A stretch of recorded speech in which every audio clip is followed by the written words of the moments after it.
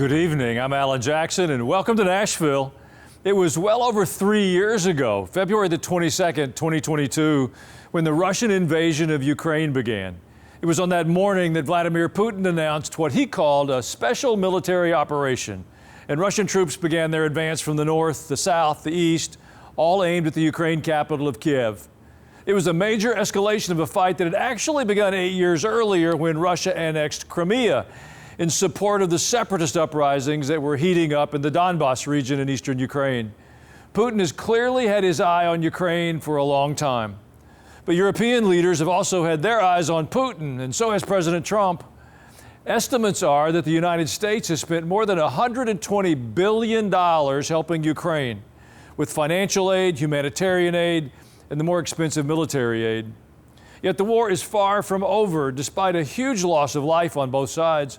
President Trump is frustrated that Russia's president is talking out of both sides of his mouth, discussing peace on the phone, and then ordering more attacks when he hangs up.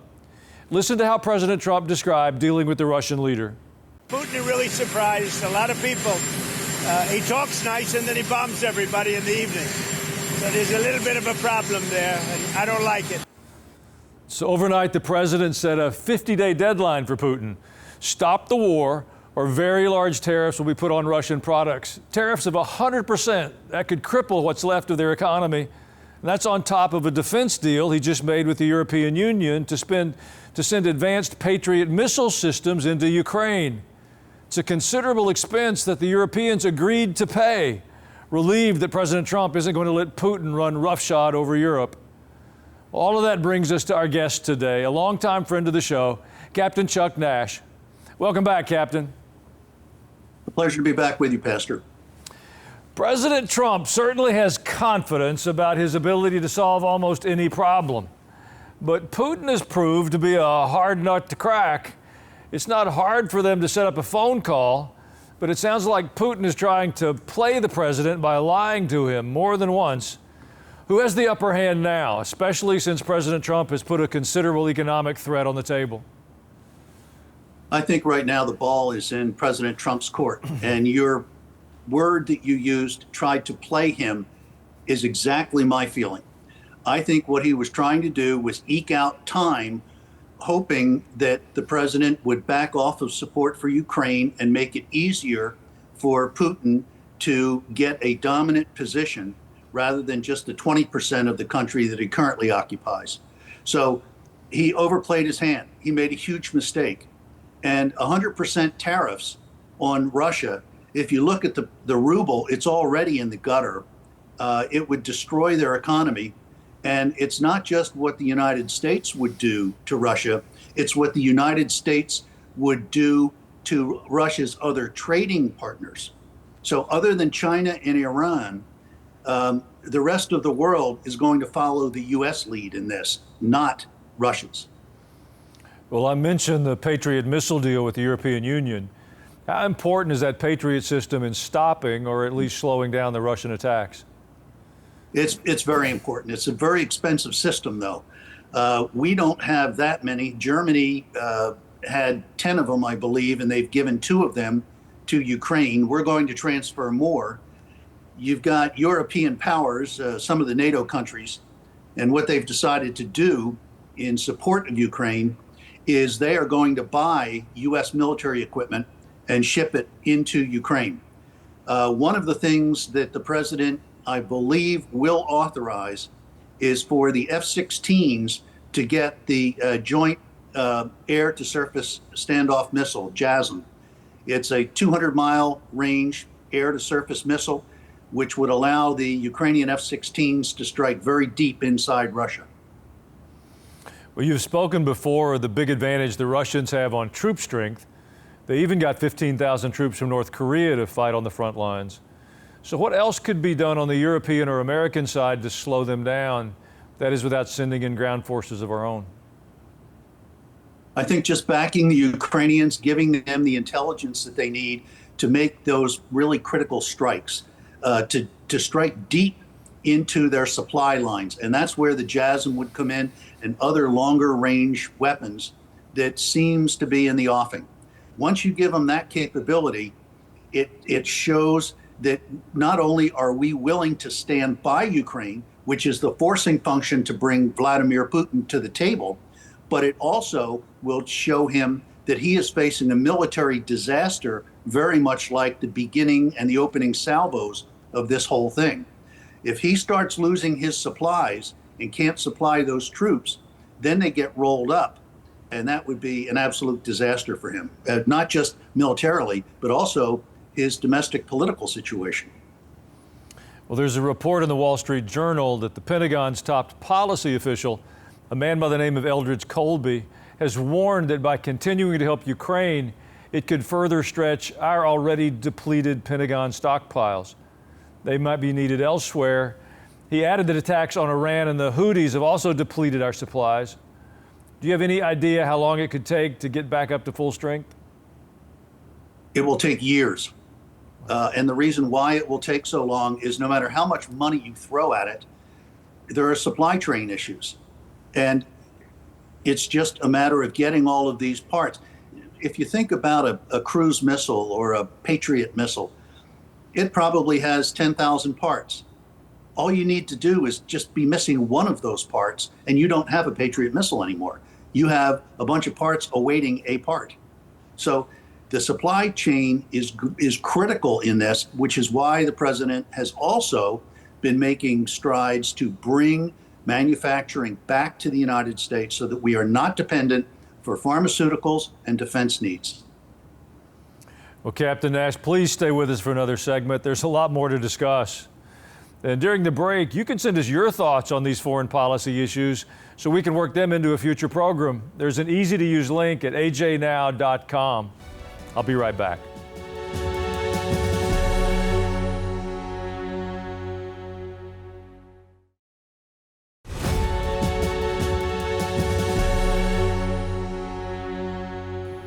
We're back now with the decorated former Navy captain, Chuck Nash.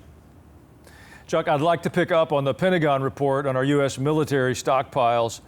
That report also warned that we may need to slow down on assisting Ukraine because of the rapid military buildup that's taking place in China.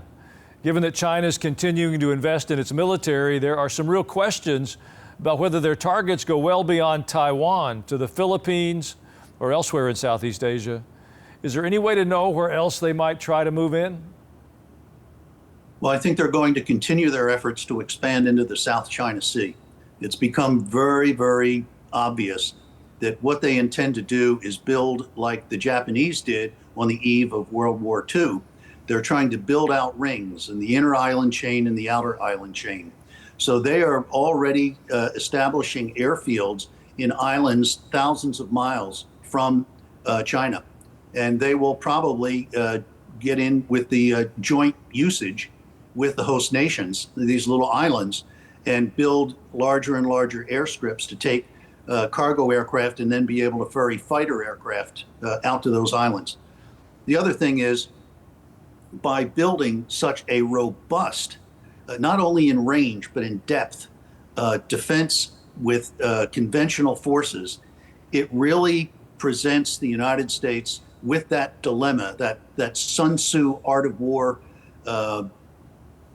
dilemma, which is, can you convince your enemy not to fight in the first place? That is the smart war. And that's the Sun Tzu Chinese way of thinking. And so they're investing in everything now to put up such an amazing deterrent, because for us, it would be an away game. For them, it's a home game. Well, the Trump administration is pushing back on China's investments in U.S. land, especially the many parcels that have been purchased around U.S. military bases. Now, that's on top of those big spy balloons they floated in. Do you think that the administration should take back or buy back what the Chinese have already bought and keep them out for good? We could make that investment, Pastor, but I think that what the world has seen, the creativity that the Ukrainians used with those trucks that they drove deep into Russia, and then they put them on the doorstep of critical military installations, and then just remotely had those drones come out. So if they own the land, it would make it more convenient for them.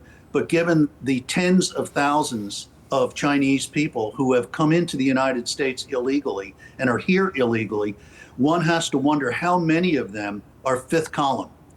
We don't know. So we could make the investment, but I think really what is required is something that I'm afraid we lack, and that's a good counterintelligence capability. Well, you have spoken how Russia has the advantage with this large population. So I'd like to ask about China, which has 4 times the population of the United States. Could the same be said about China's military advantage over our country, at least in the terms of just troop strength? That's a great question. And the reason why I say it's a great question is if you look at the demographics in China, time is not on their side.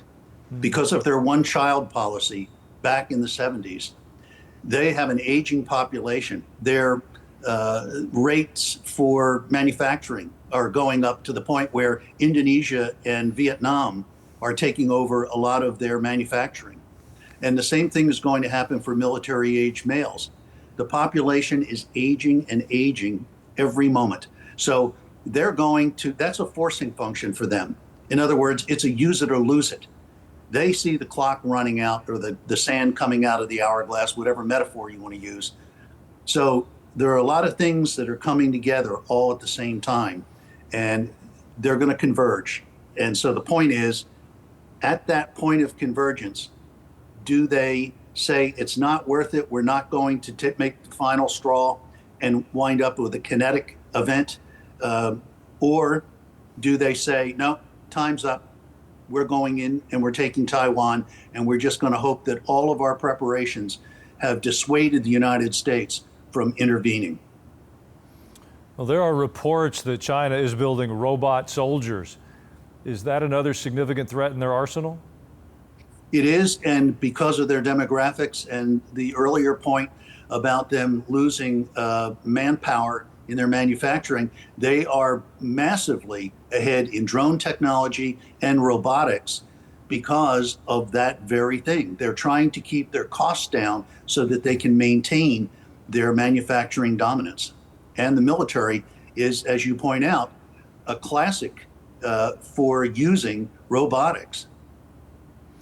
Well, one positive sign that's been reported this year, with President Trump as commander-in-chief, recruitment numbers are up across the board. What do you hear that the young men and women are thinking as they begin to sign up again, especially after so many years of staying home? The silliness is gone, Pastor. The silliness is gone. Pete Hegseth has come in, the president has come in, and they said, no more of this stuff. That's it. And as you point out, not only did they make their recruiting goals, the quality cut is way up. And when you think about it, the fiscal year is not over until the 30th of September. They made their recruiting goals last month for the entire year. So it's a new day. And I think with the new sheriff in town, a lot of deputies are signing up. Thank God. It's refreshing to once again see our young men and women willing to stand up on behalf of our country. It's a good sign for all of us, I think. Captain Nash, I thank you again for sharing your expertise with us today. It's always a rich learning experience, listening to your knowledge from the inside. Enjoy your summer up by the lake. You're too kind, Pastor. Thank you. It was a pleasure being with you. Well, in a moment, some hopeful thoughts of my own. And later, your delightful emails, some good ideas, questions, and some interesting observations. We'll be right back.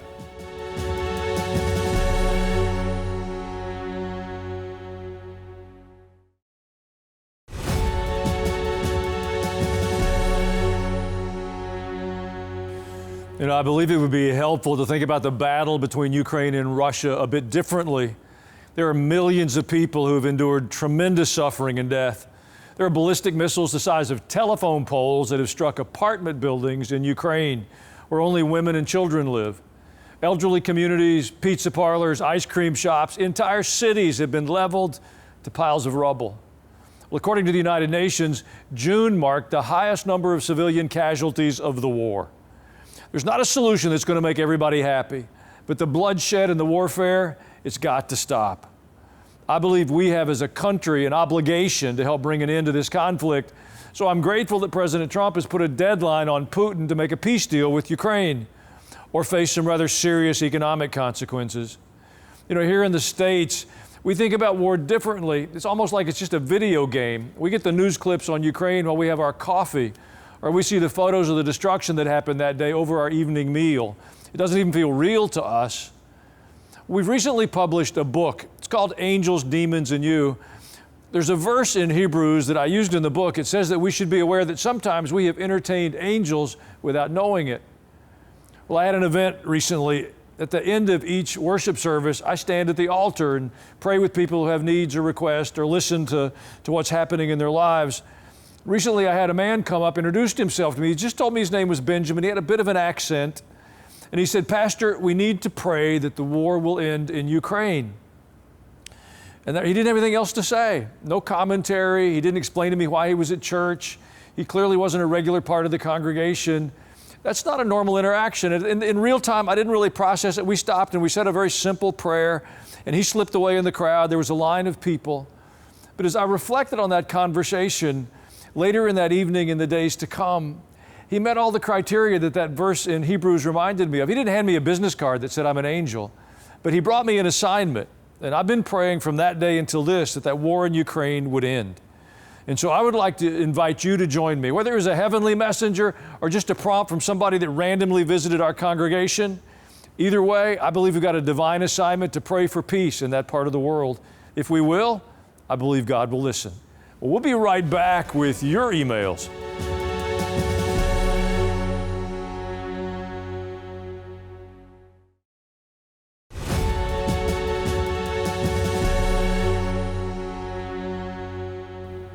If you have thoughts or comments on the conversation we just had with Captain Chuck Nash, you can go to ajnow.com. There's an easy link. You can send us an email with your thoughts. We'd love to hear from you. There's a full archive of our programs there. If you have a favorite, maybe you share it with a friend. The more the merrier. Your emails are always a highlight for me. Libby C. from Virginia Beach inquired, instead of the presentation of a bill, the IRS has recently announced a change of its interpretation of the Johnson Amendment, which is the section of the tax code that prohibits tax-exempt organizations, including churches, from endorsing or opposing political candidates. What's your take on this? Will Christians become more influential? Well, Libby, I think it's a monumental shift. The Johnson Amendment was put in place by President Lyndon Johnson back in the 60s during the height of the Vietnam War. He didn't want churches commenting against his war policy. So he slipped the bill into something making its way through Congress and took away the freedom of speech, or at least a big portion of it, in the churches. From then until now, if we've had a comment on current events or cultural events, somebody undoubtedly would say you're being political. If we comment on marriage between being a man and a woman, somebody would say you're being political. That's not political, folks. That's a biblical issue. Just like morality or the sanctity of human life. Well, the recent ruling by the IRS that churches can actually endorse a candidate removes all that nonsense and restores a good bit of free speech to the churches.